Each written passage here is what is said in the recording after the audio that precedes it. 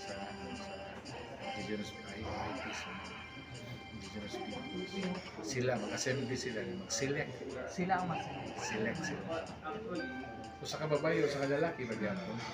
Sama magyapon sa settlers. Sa kababayo, sa kanila. Piliun. Sila rin mag-select. So, ang i-elect at umaputang sa balota, 78 wala. So, muna sa ka-context. Diyan sa election. So, kana itong nila. Diyan na sila yung mga victories pa sa.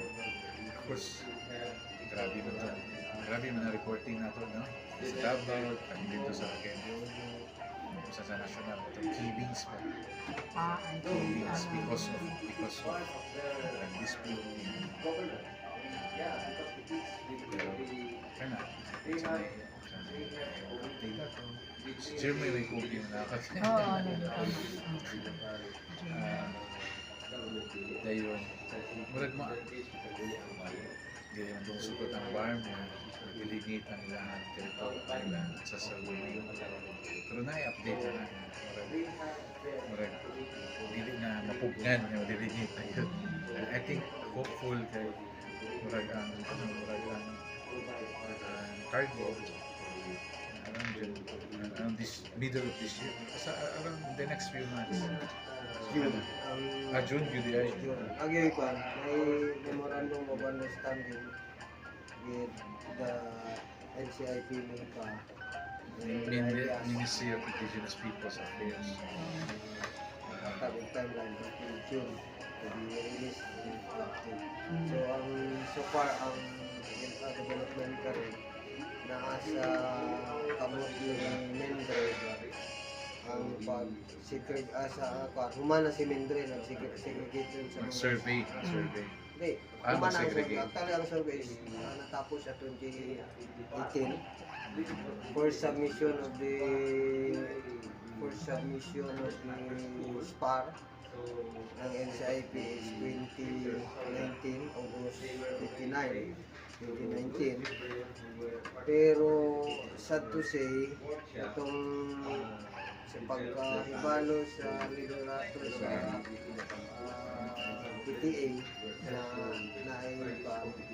September 25, nag-issue sila o PTA Resolution number 30 to cease and desist order the intervention of the SIP o ang central government of the Jewish people living in the farm. Ang question dito, ang legality sa pagsulod sa NCIP kay since 1997 ang HIPRA is not recognized by the government until the farm.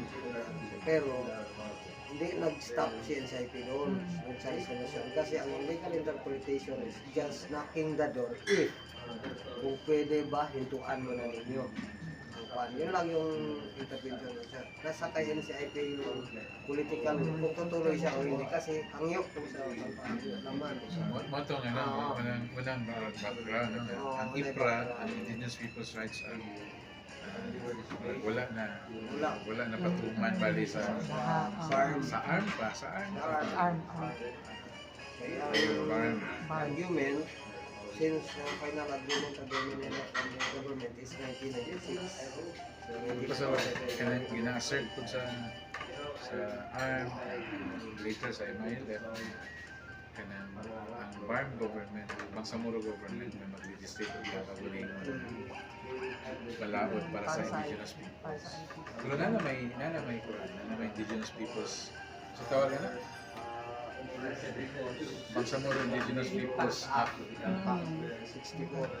Ba 64 known as Bangsamoro Autonomy Act number 64. So kana mga update siguro. municipalities, province of Maguindanao Province. Maguindanao Norte, portion of Sultan Kudarat. Katagatag ng munisipyo kay bisag sa Arakan ay So kanang 206,000 hectares na ancestral domain claim Apil na ang Sultan Kudarat. Dito sa may Aquino man na. Liba. Liba. 7 barangay sa Liba. 6 barangay sa Liba.